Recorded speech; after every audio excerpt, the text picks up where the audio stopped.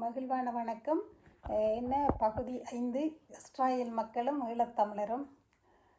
சும்மா ஒரு ஆசை தான், என்னத்த சமயம் இல்லை, யார் தமிழராக இருக்கலாம் என்று யோசித்து போட்டு தான் அன்றைக்கு உங்களுக்கு சொன்னேன். இந்த யூப்ரட்டிஸ் டைக்ரிஸ் நதிக்கரையில் தான் தமிழர்கள் இருந்தவர்கள் என்றும் அவர்கள் சுமேரியர்கள் என்றும் இந்த சிவகணேசன் ஆய்வு செய்திருக்கிறார். அப்போ அதில் பைபிளில் நான் உங்களுக்கு ஆதாரம் காட்டினான். என்ன ஆதியாகமம் 2:14 அங்கே யூப்ரட்டிஸ் டைக்ரிஸ் நதிக்கரையில் தான் இஸ்ராயல் மக்கள் இருந்தவையண்டு. இப்போ நீங்கள் யோசிச்சு கொள்ளுங்க. அடுத்தது அதுக்கு பிறகு நான் இந்த ஜீசஸ் தீர்க்கதரிசி ஏற்கனவே சொல்லிட்டார், இப்படி ஜீசஸ்ன்ற ஒரு ஆள் பிறப்பாருண்டு. அப்போ சில பேர் என்ன சொல்லிக்கணும்னா, கடவுள் இல்லை, எங்களோட குருக்களே சொல்லிக்கணும், நீங்கள் நம்பிக்கையாளன்றி வேறு ரெண்டும் இல்லை, நீங்கள் நம்பிக்கையால் தான் நீங்கள் கடவுள் இருக்கிறாருண்டு நீங்கள் ஏற்றுக்கொள்ளலாம் என்று சொல்லி எனக்கு துக்கமாக இருக்கிறது. ஏன் அப்படி சொல்கிறீங்க? நம்பிக்கை இயேசுன்ற ஒரு ஆள் இருந்து இப்போ 35க்கு மேலே புதுமைகளை செய்யலையே.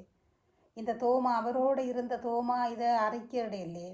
அப்போ நீங்கள் அவருக்குள்ள ஆண்டவற்ற வல்லமை இருந்திருக்கு தானே.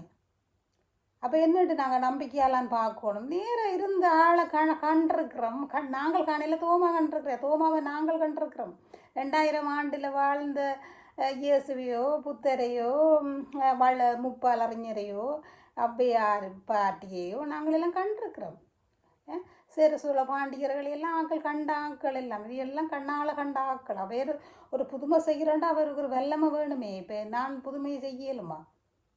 ஆனால் இயேசு சொல்கிறார், என்ன நம்பிக்கை வச்சா என்னை விட பெரியதை செய்வீங்களாண்டு. ஆனால் எத்தனையோ இயேசுக்கள் பிறந்து தானே இருக்கணும். இன்றைக்கு இந்த 35% மேலே மக்கள் நம்புறதுண்டா. எத்தனையோ இப்போ புனிதர்கள் இருக்கிற சகாயதம். இப்போ குருக்கள் கன்னியர்கள் இல்லை, ஆயர்கள் இல்லை. ஆனால் பொதுநிலையினர் இந்த என்னென்றால் புனிதர்களாக வந்திருக்கணும் தானே. அன்னை தெரேசா, ஜோசஃபாஸ், மற்றது இப்போ கடைசியாக தேவசகாயம் என்றவர் இந்தியாவில்.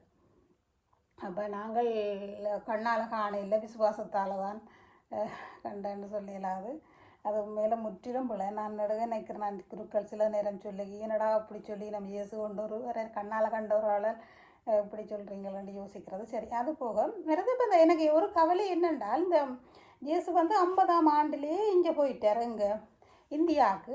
ஆனால் ஒரு புத்தகங்கள்லேயும் தேடி பார்த்தேன்னு இல்லை. அது எனக்கு துக்கமாக இருந்தது. என்னடா நீங்களே நிறுத்துகிறோம் எழுது இல்லை. இப்போ நாங்கள் இவ்வளோ அண்டர்ஸ்டாண்டிங்காக இருக்கிறோம். இந்து மக்கள், கிறிஸ்தவ மக்கள் ஒன்றாவே சொன்னால் நாங்கள் இதை நம்புகிறோம். இது சித்தர்கள் இப்படி இருந்தவையண்டா நாங்கள் நம்புகிறோம். யோகசுவாமி இப்படி சொன்னவரண்டு நான் நம்புகிறேன். ஆனால் நாங்கள் இப்போ எல்லாமே இவ்வளோ அண்டர்ஸ்டாண்டிங்காக இருக்கிறோம். ஆனால் ஏன் அப்போ அப்போ அவ்வளவு என்னென்றால் ஒரு புத்தகத்திலையும் 50ஆம் ஆண்டு போன தோமையார். ஆனால் நான் ஒரு இடத்துல உங்களுக்கு மென்ஷன் பண்ணினா, அதில் யார் மகாத்மா காந்தி, இந்திரா காந்தி யாரோ அதை பற்றி எழுதியிருக்கிறார் படிவா. வேறு கலைஞர் கருணாநிதி எழுதியிருக்கிறார் தோமாவை பற்றி ஒரு ஆலயம் அங்கே கட்டியிருக்கு நம்ம இந்தியாவில். சரி, அப்படி இருக்கேங்க ஒரு புத்தகத்தில் கூடயே நீ எழுதாவிட்டவைன்னு தான் அதன் துக்கமாக கிடந்தது. ஏனென்றால் இத்தனை புத்தகம் நான் வாசித்த புத்தகம் அகநானூறு, புறநானூறு, குறுந்தொகை, நற்றிணை, மற்றது சிலப்பதிகாரம், மணிமகளை கொண்டு எங்கேயுமே எதுவும் எழுதலை. அது பாரதியார் கூட எழுதாம விட்டுட்டார் என்று தான் துக்கமாக இருந்தது எனக்கு. பாரதியார் ஒரு இடத்துல ஒரு கவிதை எழுதுகிறார், அதையும் பிள்ளையாளி வச்சுக்கிறார். அதான் எனக்கு இன்னும் துக்கம். என்னென்ன வாசிக்கிறேன், இயேசு கிறிஸ்து தீய ஒழுக்கத்தில் நின்ற மேரி மகதலேன் என்பால் இயேசு கிறிஸ்துவை அடைந்து தனது ஒழுக்கத்திற்காக பரிதபித்து தன்னை கடையேற வேண்டும் என்று வேண்டினாள்.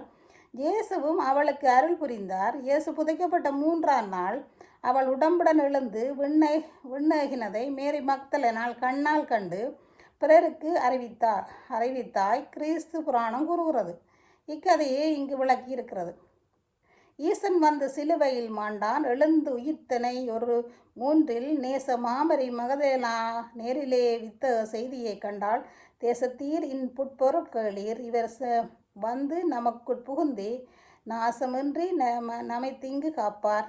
நம் அகத்தையை நாம் அகந்தையை வென்றுவிட்டால் என்று சொல்லி அப்படியே போகுது. அப்போ என்னென்றால் தீய எனக்கு நான் அறிஞ்ச அளவில் மேரி மகதலேன் வந்து தீய ஒழுக்கத்திலிருந்து மனம் திரும்பல. அது வந்து தீய ஒழுக்கத்தில் இருந்தது விபச்சார பெண். இங்கே இது இயேசு புராணத்திலேன்ற சொல்கிறாரு, எனக்கு தெரியலை சரியா கொள்ளையோ தெரிய. நீங்கள் யாரும் இதுக்கு சொல்லுங்க. இப்படி எந்த இயேசு புராணத்தில் இருந்ததுன்னு தெரியல, பாரதியார் பார்த்தார தெரியலை. அப்போ வேறொரு புத்தகங்கள்லையும் இல்லை, அந்த அவளா புத்தகங்களையும் அவரை குறிக்கல. அது பரவாயில்லை. நான் யோசித்தேனே, ஏன்னப்பா அப்படி 50ஆம் ஆண்டு போனவர் இந்த 2000 ஆண்டுகளுக்கு உட்பட்டவர்களொண்டையும் எழுதாமல் விட்டுச்சினமோ ஒன்று யோசிக்கிறேன். மற்றது என்னென்றால் இந்த சலமோன் அரசனோட தொடர்பு இருந்ததாம் யாருக்கு? பாண்டிய அரசனுக்கு. பாண்டிய அரசன் அந்த சலமோன் அரசனோட தொடர்பு இருந்ததாம். 2 சேர சோழ பாண்டிய தான் அது 2000 ஆண்டு ஆண்டவர்.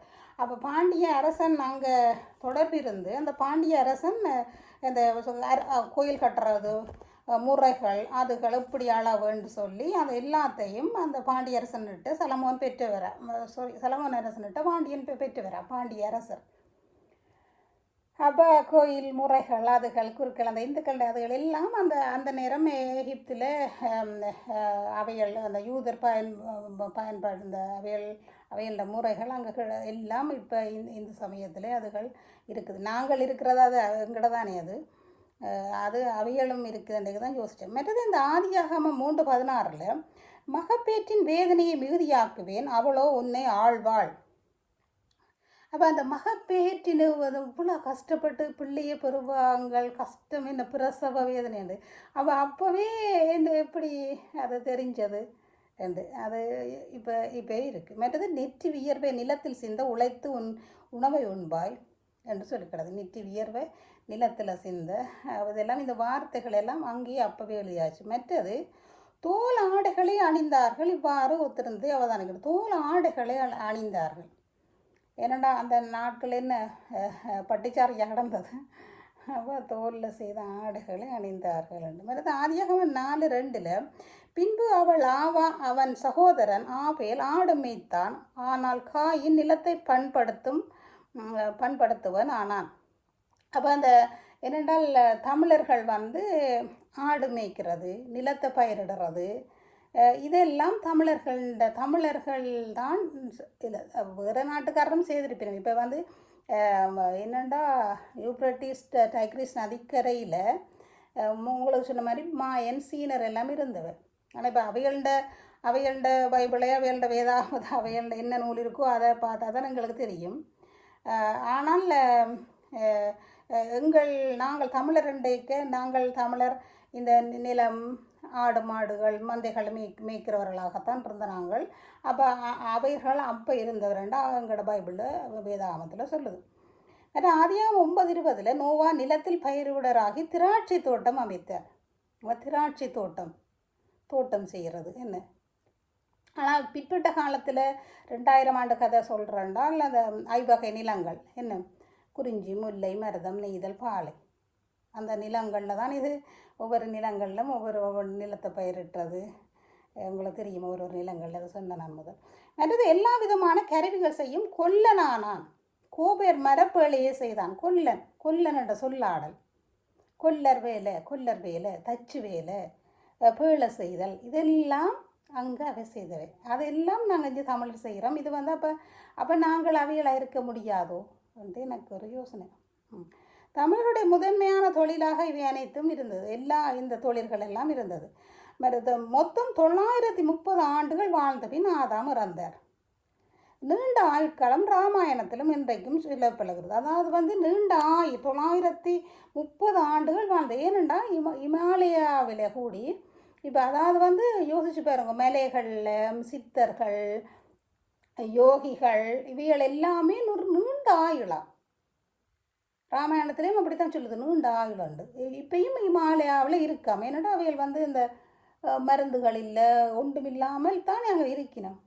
நீண்ட ஆயுள். ஏனென்றால் அவைகள் கண்டதோலை சாப்பிட்றதில்லை ஒன்றும். என்னதான் சில பேர் சொல்லி நம்ம என்னடா அந்த மூச்சை கவனிக்க வேணும். இந்த மூச்சு கவனித்து எங்களுக்கு அந்த இதுகள் அந்த தேவையற்ற எண்ணங்கள், பிரச்சனைகள் ஒன்றும் வராது. ஆக்கள் இல்லாட்டிலே பிரச்சனை இல்லை போல அப்படின்னு சொல்லலாம். அது என்ன மேட்டது. அப்போ நாங்கள் அந்த அது நீண்ட ஆயுள் எல்லாம் அப்போ இருந்ததோ என்னன்னு யோசிக்கிறேன். மற்றது மனிதர்கிட்ட தீச்செயல் மனிதர் புதல்வர் அழகாக இருப்பதை தெய்வ புதல்வர்கள் கண்டு தாங்கள் தேர்ந்து கொண்டவராக எல்லாம் மனைவியராக்கி கொண்டனர். அப்போ தெய்வ புதல்வர்களை அழகில் மயங்கி இப்போ பாருங்க, நான் நினைக்கிறேன் குந்தி தேவி என்று நினைக்கிறேன். அந்த என்ன தெய்வத்தால் தானே அவருக்கு கர்ணன் பிறந்தது. அழகிய உருவத்துடன் பகவான் ஒளி வீசிக்கொண்டு விசாலாட்சி அழகி குந்தியிடம் வந்தான். உலகத்திற்கு ஒளியும் உயிருமாகிய அந்த நான் நினைக்கிறேன் அந்த யார் குந்தி தேவி அந்த புறங்குவார் உலகத்துக்கு ஒளியும் உயிருமாகிய தருண பகவான் ஆதித்தன் குந்திக்கு கற்பாபத்தை தந்து விட்டான். பார்த்தீங்களா? அப்போ இது அங்கே இருக்குது இந்த தெய்வ புதல்வர்களுடைய என்று சொல்லி பைபிளில் இருக்குது. அப்போ இது இங்கே குந்தி தேவை கர்ணன் பிறந்தது இப்படி என்று சொல்லப்படுது. தெரியல. அப்போ அது அங்கே அப்படி நடந்தது. அது என்ன அது அப்போ நாங்கள் சும்மா எல்லாத்தையும் இப்படி நடந்திருக்கு இயலாதண்டு இல்லை, எல்லாம் அப்படி நடந்திருக்கிறதுக்கு சந்தர்ப்பங்கள் இருக்குதுன்னு எல்லாம் கதை. இப்போ இது சில நேரம் ராமாயணம் சில பேர் சொல்லி நம்ம இதுகள் கதையுண்டு. ஆனால் இது அதுக்கு எங்களுக்கு ஒரு ஆதாரமும் இல்லை.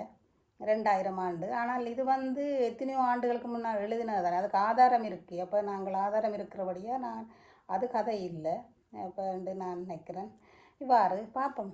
சும்மா டைம் இருக்கிற நேரம் எனக்கும் இது எங்கே பைபிளில் எங்கே இருக்குது, தமிழையும் பார்க்குறேன் நான், உங்களோட சமயங்களையும் நான் கேட்குறேன். நான் இந்த சமயத்தில் என்னென்ன நல்ல விஷயங்கள் இருக்குதுண்டு, சித்தர்கள் யோகிகள் அப்போ இவைகள் எல்லாம் மகான்கள் எல்லாம் மகரிஷியோ பத்ம என்ன அப்போ அவைகள் எல்லாம் இதுகளெல்லாம் இந்த ஞானத்தை பெற்ற ஆக்கள் எங்களுக்கும் ஞானம் பெற நாங்களும் செபிப்போம். ஓகே, நன்றி, மகிழ்ச்சி, வாழ்த்துக்கள். சென்றடுவீர் எட்டத்துக்கும் கலைச்செல்வங்கள் யாவும் சேர்த்திடுவீர். இறைவனில் கொள்ளும் அச்சமே ஞானத்தின் தொடக்கம். நமது பெருமையெல்லாம் ஞானமாக இருக்கட்டும், அது அக்களிப்பாக இருக்கட்டும் என்று என்ன